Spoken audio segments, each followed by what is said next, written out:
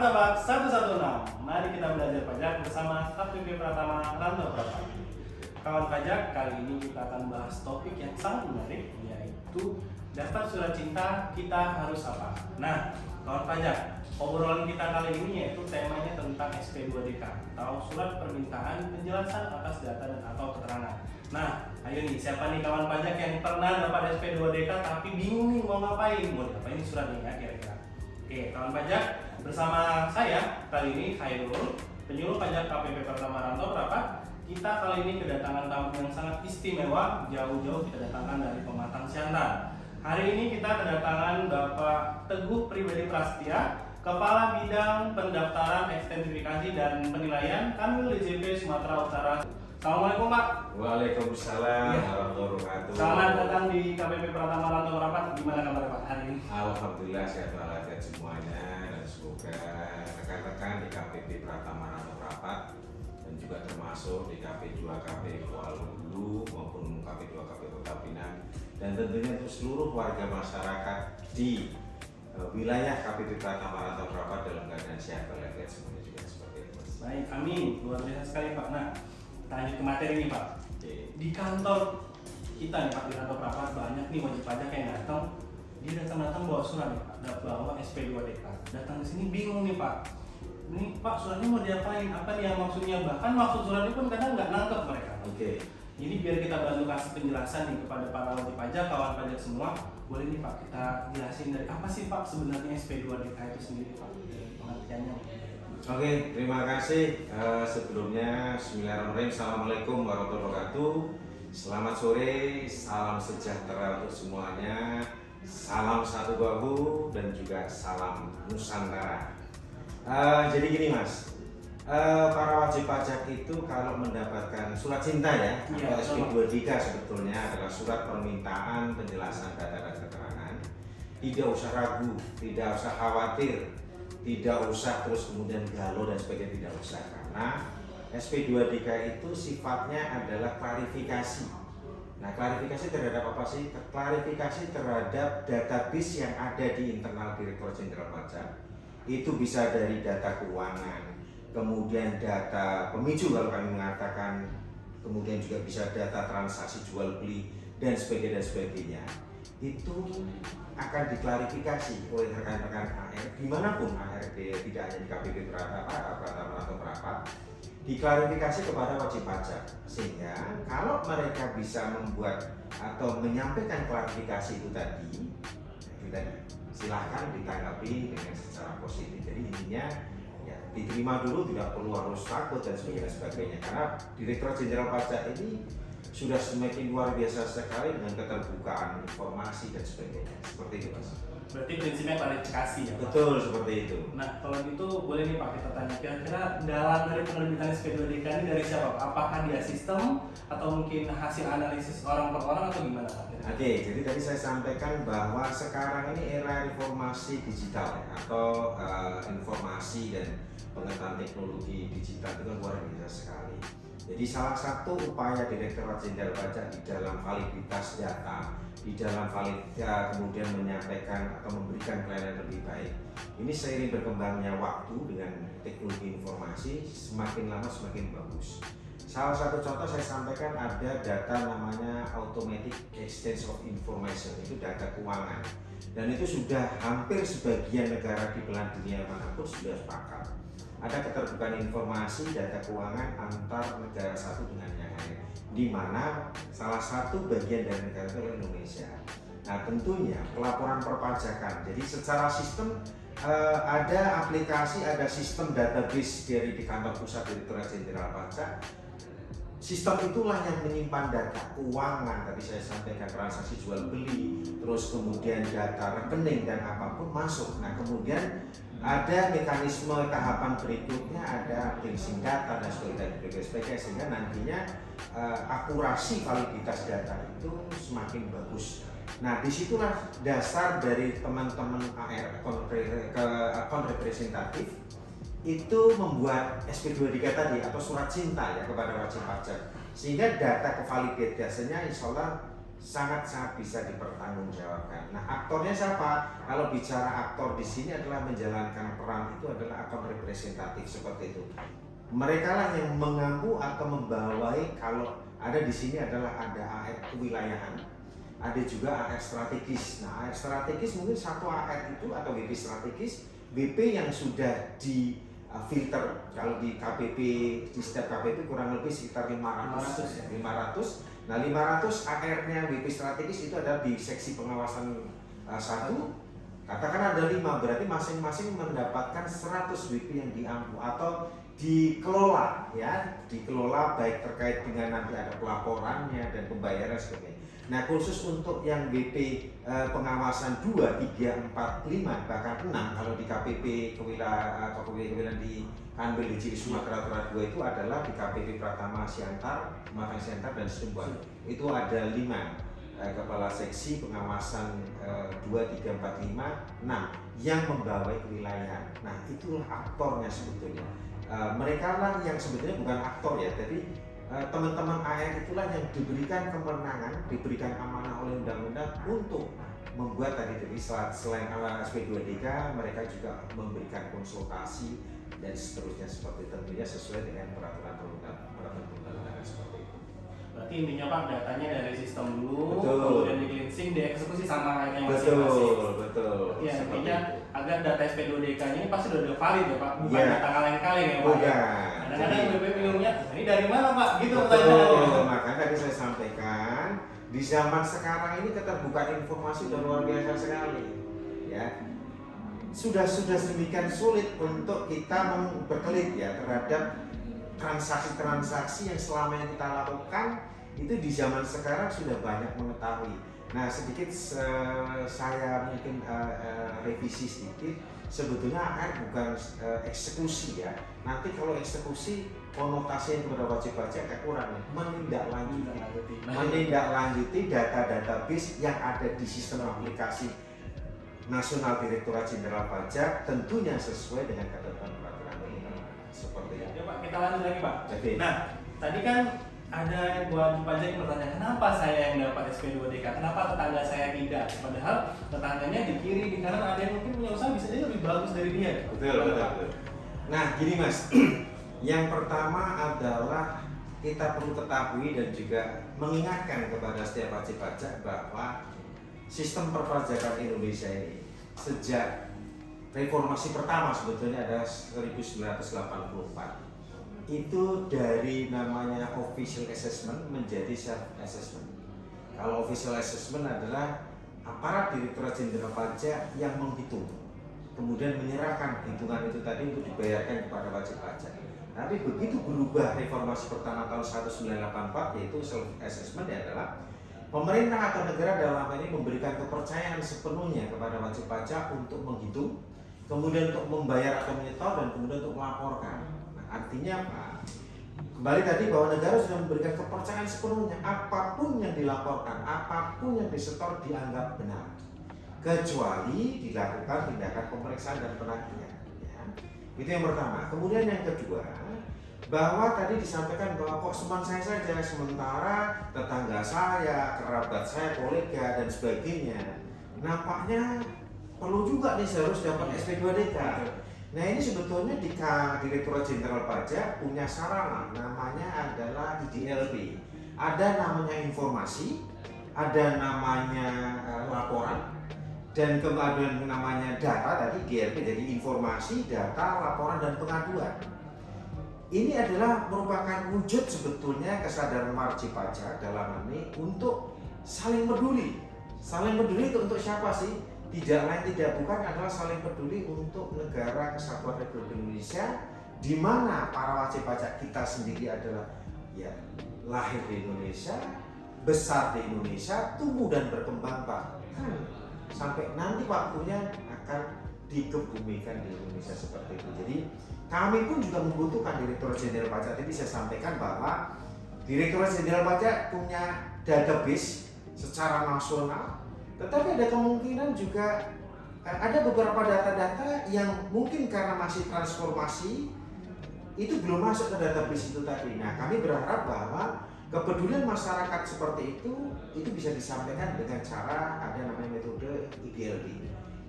Ada informasi, ada laporan, ada data, ada laporan, dan ada pengaduan seperti itu, Mas. Jadi intinya kan Pak, untuk menambah rasa adil mungkin kali ya. Betul, itu treatmentnya seperti itu. Wajib pajak juga bisa membantu kita ya Pak, memberikan data tambahan gitu. Betul, seperti itu. Dan kami akan sangat-sangat apresiasi dan pastinya akan menjaga kerahasiaan itu, Pak.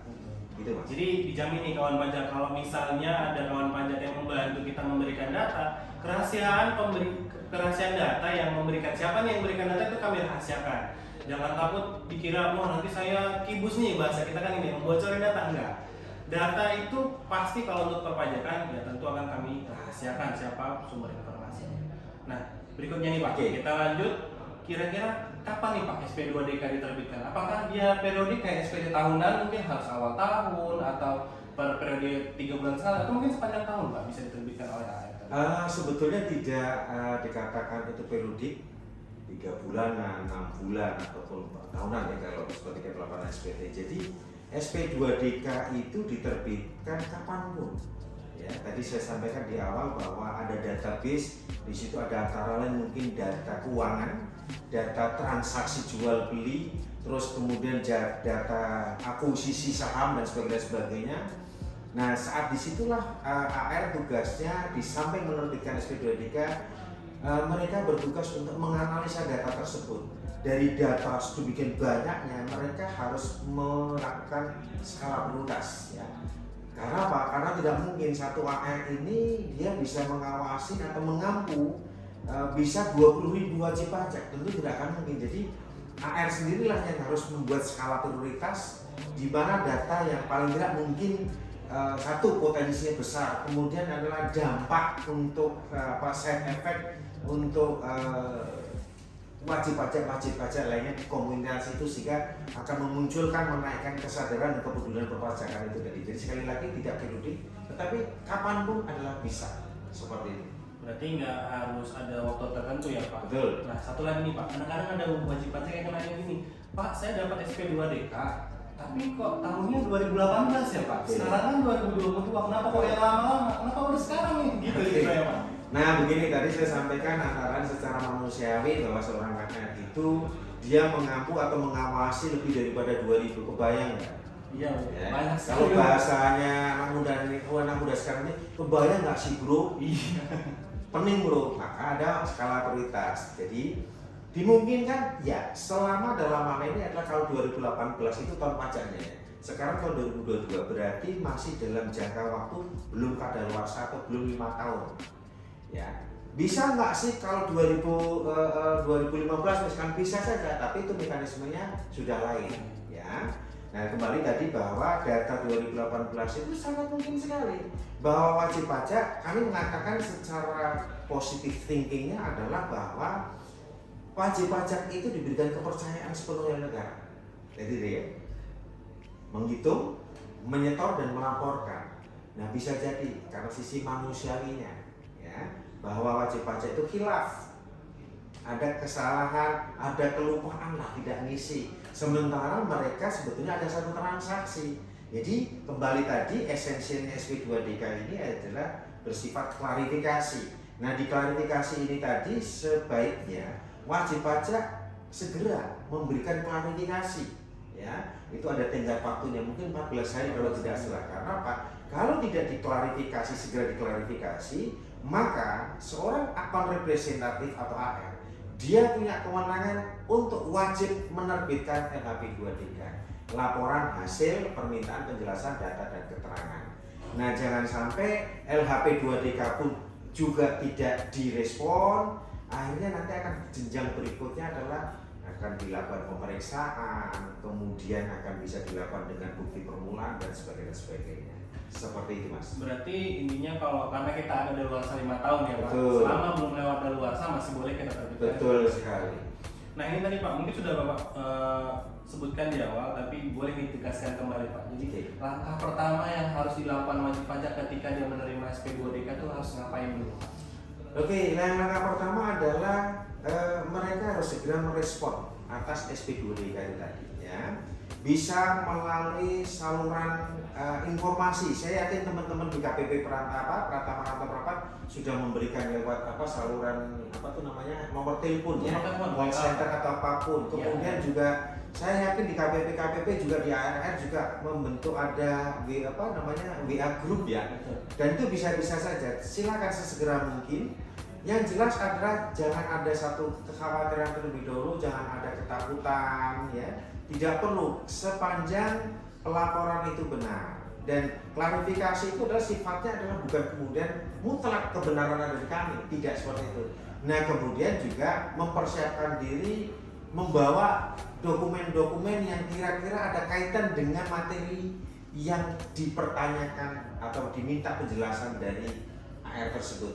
Dan yang lebih pentingnya lagi, tadi saya dari awal saya sampaikan, karena sistem self assessment ini agar korespondensi baik secara langsung atau tidak langsung itu bagus, maka database-nya wajib pajak itu juga harus sesuai dengan kenyataan yang ada.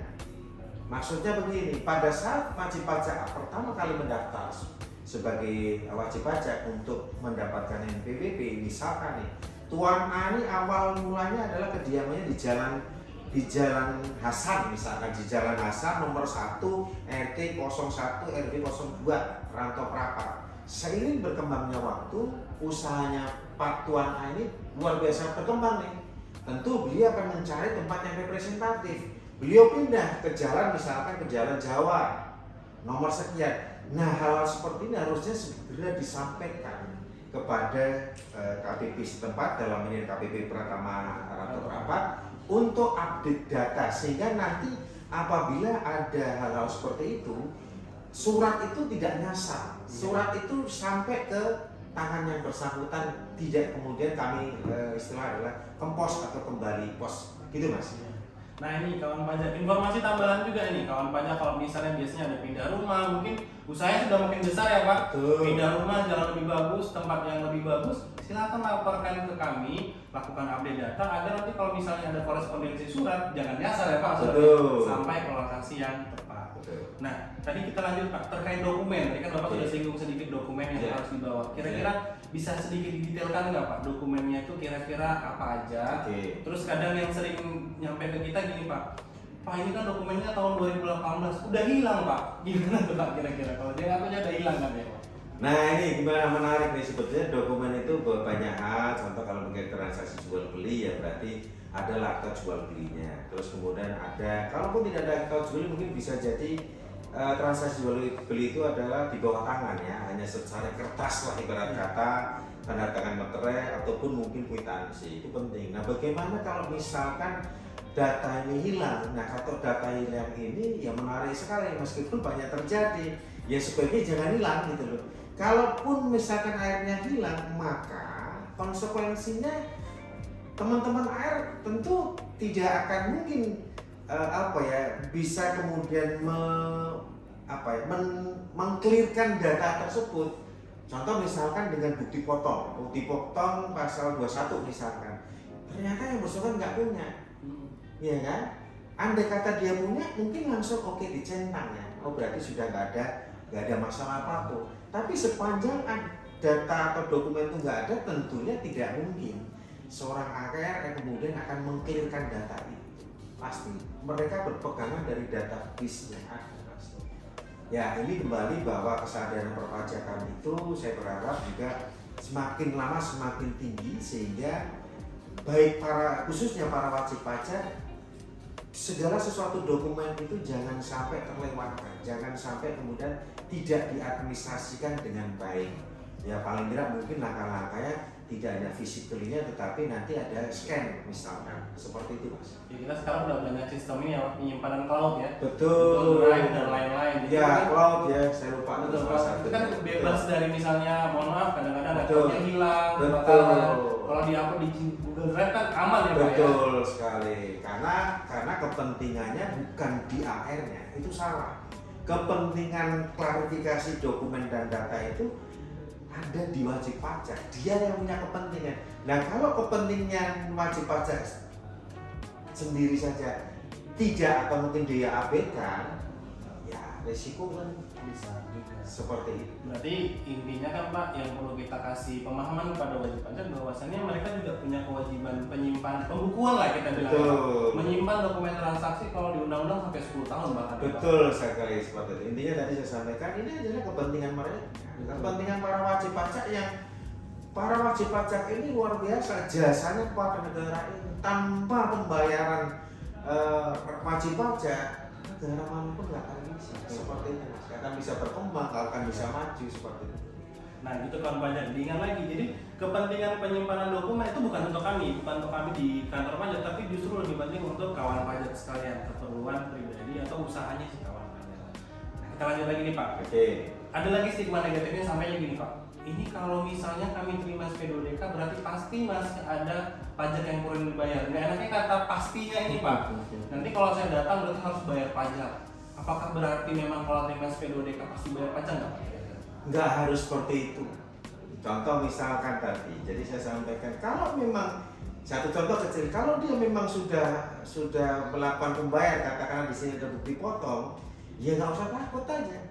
Dan bahwa ini tadi kembali esensialnya adalah klarifikasi. Sebuah klarifikasi itu kan tidak bisa dikatakan itu absolutely adalah benar, tidak. Sepanjang teman-teman wajib pajak dia bisa menjawab, dia bisa mengklarifikasi, dan dia bisa menjelaskan tentunya sesuai dengan ketentuan peraturan perundang-undangan sesuai fakta, ya tidak harus kemudian harus ada kurang pajak yang harus ditanggung lagi, tidak seperti itu. Ya, berarti memang mindsetnya kawan pajak ini yang harus kita luruskan lah berarti. Betul. Jadi kita poinnya jangan tangan takut, jangan ragu ya Pak. Betul. Karena apalagi kalau sekarang petugas di kantor pajak tuh udah muda-muda cantik-cantik ya. Betul ya betul. Kalau yang laki-laki ganteng-ganteng, mungkin kayak saya, tapi ya, kalau saya lebih ganteng dari saya. Alhamdulillah ya, termasuk saya mungkin barangkali ya, karena membaca seperti itu. Dan satu hal juga saya ingatkan Mas, bahwa pelaporan perpajakan itu sesuai dengan ketentuan undang-undang bahwa ada 3 syarat itu sebetulnya harus benar, lengkap dan jelas. Seperti itu. Bagaimana penjelasannya? Silakan membaca di penjelasan di undang-undang tersebut, biar para wajib pajak dan para insan yang mendengarkan podcast ini semakin tahu, semakin berkembang pengetahuan dan wawasannya seperti itu. Baik Pak. Nah ini ada lagi nih Pak. Jadi misalnya dia udah tahu nih dapat SP2DK, udah ngerti maksudnya bahkan sebenarnya dokumennya ada, tapi dia sengaja membiarkan atau mengabaikan, atau mungkin ada WP yang terima SP2DK udah diamplopin dia simpan Pak. Oke. Kalau misalnya SP2DK nya didiemin ini sama WP, ada risiko nggak ke WP nya sendiri nih Pak, ke wajib pajak? Oke. Ini menarik sekali, ini pertanyaan yang luar biasa sekali, bahwa tentunya adalah konsekuensi adalah diri masing-masing. Saya bicarakan mungkin di luar konteks ini ya. Satu contoh misalkan kita sebagai umat manusia, ya ciptaan Tuhan, apapun agama dan keyakinan masing-masing. Si A katakanlah agamanya A, B agamanya B.